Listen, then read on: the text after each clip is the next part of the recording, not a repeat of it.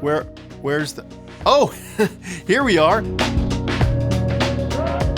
This is not a real shot at all. I'm not at a real location. In fact, I'm in our living room and there's a 100-inch TV behind me. There's a lot of reasons why you'd want to film in a setup like this. It's a lot easier for the client if they can come to a nice studio space. It's a lot easier for you because you don't have to bring your equipment anywhere. Recently, we shot a video for a local law firm in this location with this exact same setup. In fact, they had this exact same background. The shot behind me is of their lobby, right when you walk into their law firm.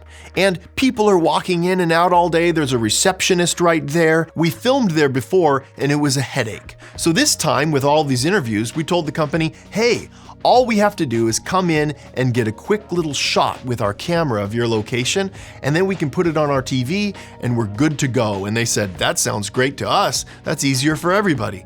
Now, what you're seeing here is the real interview shot in their location. Here's another one of their employees being filmed at our office.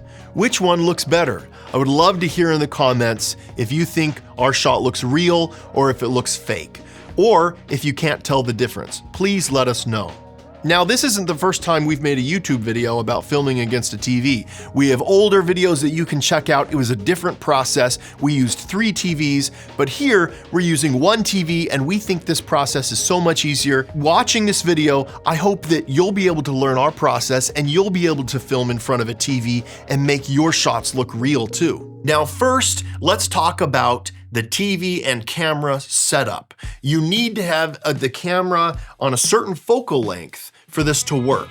And what we have found is that 85 millimeters on a full frame camera is perfect. Step 1, you're going to position the camera so that the TV takes up the entire image. You'll see here that if I pan the camera left or right, see, it's filling the whole image perfectly. You lock off the camera and now you don't move it.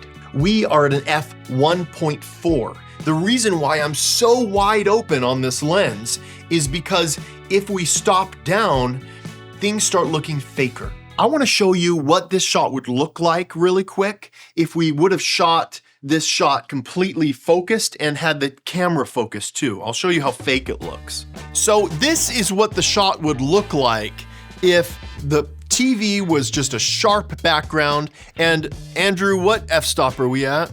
We're at an f5. So this is at an f5. So we don't have a lot of natural bokeh, but it doesn't look as realistic. It starts to look fake. It actually looks pretty good. Actually, let me know in the comments, do any of you like this more or less? This TV is on a desk that we bought from IKEA. And this is a standing desk, so check this out. We can make it go up or down. And that's important to get your shot right. So now let's talk about this plant. I think it's actually pretty important. It's the only real thing in our scene besides the person. And because it's placed away from the TV a little bit, and because it's a real object, it has a different bokeh characteristic than the other things in the background, which creates a better sense of depth because it's a little bit sharper than the TV, and I think it looks great. So if you are considering shooting in front of a TV, remember that you can have that mid-ground element that you can put in between your subject and the TV to make the shot look a little bit more realistic. Next, let's talk about lighting.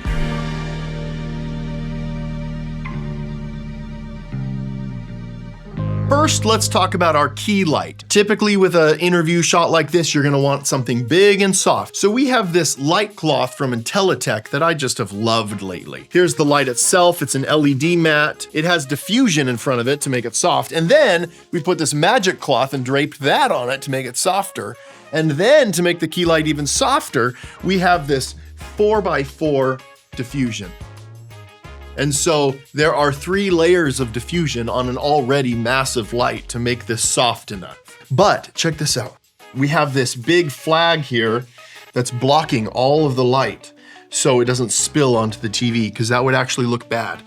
These TVs are reflective, and any lights that are kind of right in front of it, like where the camera is, pointing towards the subject, will cause reflections. So that's something to keep in mind with a setup like this. Next, let's talk about the fill light. That's the light opposite of the key light that's filling in the other side of the face.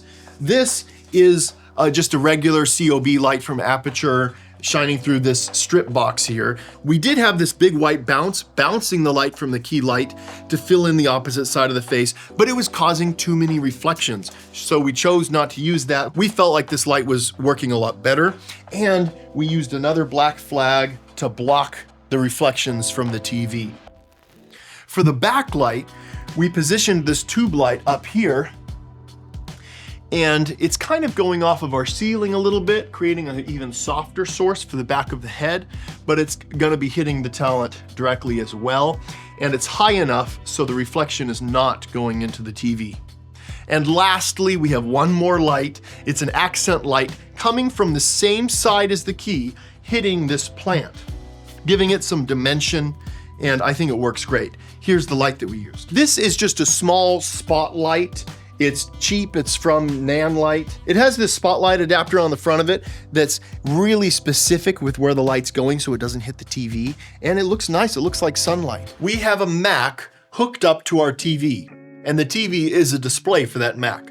A secondary display is this wireless iPad. And so we're able to pull up DaVinci here and control what we put on the background. And just so we have a reference for color and other things that can be adjusted, we have a wireless monitor here as well. So we can see what is being filmed. And this is important because there's little tweaks that need to happen. TVs have different color from each other, some a little bit more magenta, some a little bit more cyan. You want to be able to control the exposure, the black levels a little bit. So we're coloring and looking at what we're filming at the same time. That way we know that it looks good. Now you can also use the TV background for a quick green screen. And that way you can choose what you want in post if you can't decide on the day.